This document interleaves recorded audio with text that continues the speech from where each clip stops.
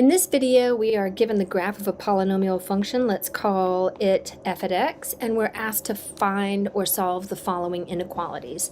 So essentially, this inequality question here is asking where is the y value or the output of the function going to be greater than 0.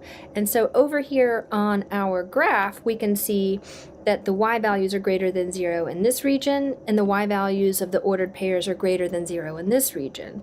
Now, the y value is equal to 0 at this ordered pair, y value is equal to 0 here and equal to 0 here. So when we say where is y greater, strictly greater than 0, that's going to be from 4 to -4 to -1, and not including either of those because at the endpoints y is equal to 0, and then we're going to u-glue that up with starting over there at 3, not including 3 and going to positive infinity.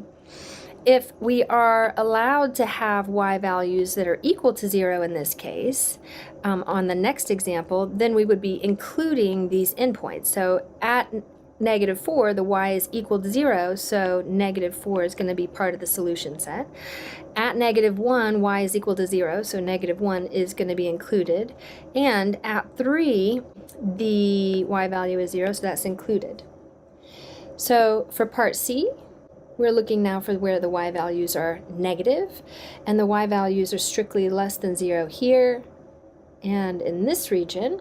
So again, y is equal to 0 here, equal to 0, equal to 0 here, but we're not allowed to be equal to 0 in this inequality, so we won't include the endpoints this time.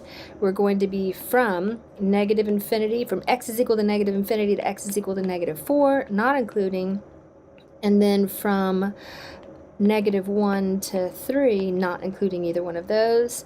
And then when we're allowed to be equal to 0, when y is allowed to be 0, that's when we're going to include those endpoint values. So -4 including, and then from -1 to 3, and also including the 3.